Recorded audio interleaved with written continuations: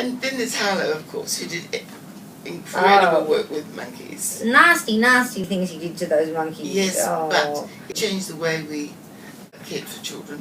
The one that had the wire mother, was there a nipple relevance there, or it was just completely alienated from all behaviour associated with seeking a nipple? There was a nipple on it with milk, so the wire had the milk as well. Yeah. They were saying, right, the comfort of the cloth is more important to the baby than the milk with the wire mother. Yeah. But does the baby know about milk? I mean, if something's in its mouth that's sucking in, whatever. Doesn't need to. You've got a complete proxy. So you I have an think urge it's to suck. where Harley went astray. He forgot the baby doesn't see milk, doesn't probably know that something's happening. It doesn't need it's to. just sucking. It doesn't need to. It's not surprising that Lorenz didn't pick it up when people like Harlow didn't pick it up with his monkeys. He had these... Oh yes, Yeah. that's interesting. So quite often the little monkey gets off the cloth mother as well and goes exploring a little around it. But what's it doing at the same time? It's sucking its thumb, it's taking its mother with it. Yes, yes, yes. And they didn't see it. Right. If you look at some of those YouTube videos, they show the monkeys in the cages and they're all sucking their thumbs. Right. Harlow didn't mention thumbs, and I think hardly mentioned it. And I think the reason why they were sucking Peter's tails, thumbs, mainly thumbs, but because in those days thumb sucking was thought normal, so they virtually didn't comment on it. Right. Isn't that incredible? Right. They didn't see It it. is incredible that They you didn't think that see it it. was a clinical study. I mean, they might have mentioned off those, but they didn't really investigate. They should have actually noted that.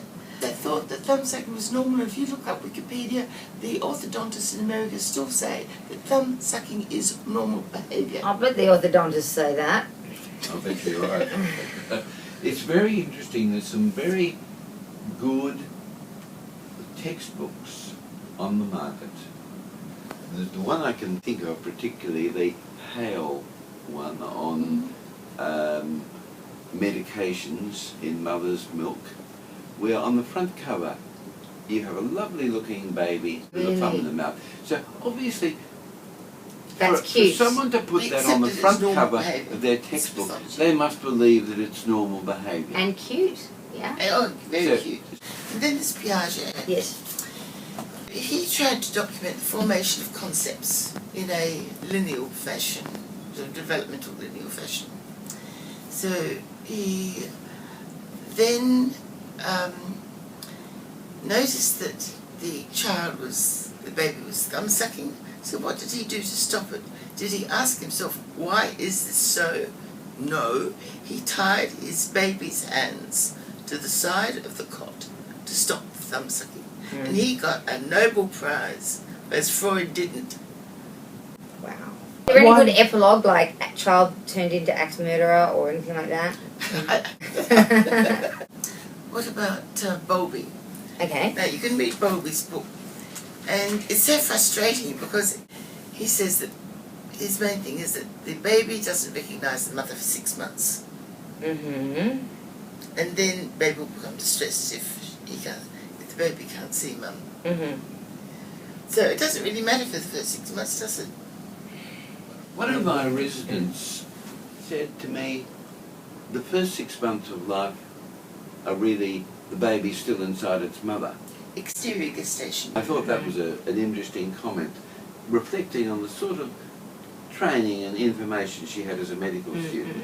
I would have thought the fourth trimester concept would emphasise what you're saying, which is that the child has very limited interactive capacity during that period of time while its brain grows to beyond the point where it could have gotten through the birth canal.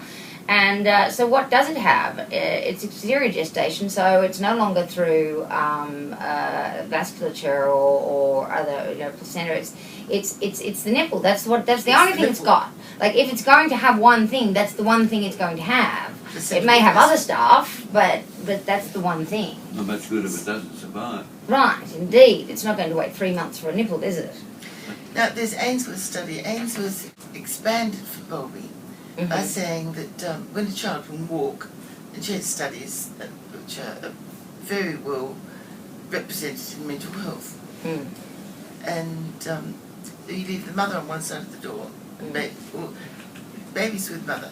Mother walks through the door and closes the door behind her, and baby goes to store. That shows attachment to the mother. Yeah. If the mother had already gotten off on the wrong start and wasn't breastfeeding, would it be better to try and convert them, or is it a waste of time? I think Because you've of got the to start baby. educating people before you get into this problem. Right. All the expense of mental health attachment services are based on Bowlby. I think it should have gone into early infancy. We have a whole mental health service, an expensive one, remediating problems which should never have occurred in the first place. There's so many health professionals and clinics and teams set up, getting lots of money, okay, but then they're not preventing things happening, they're just mopping up the problems and getting paid for it. We can now start to think, if that's impacting our well-being at a later date, should we be taxing, say, artificial infant milks to compensate for the morbidity and mortality further down the track? Everyone thinks about prevention as the best cure, but they don't do anything about it. It should go to perinatal services in early infancy, the education of mothers. For example, out in the southwest Sydney, you have mothers saying to me, "We've never had any education." Yes. They're pregnant at 16, and I was too smart to breastfeed. I read that. I read that in your book. I couldn't believe it. Believe me. You know why they'd be doing that? They don't want to. They think it's going to change their breasts. It really has been a fascinating journey. So when I saw those excoriated thumbs, I couldn't understand why this was happening.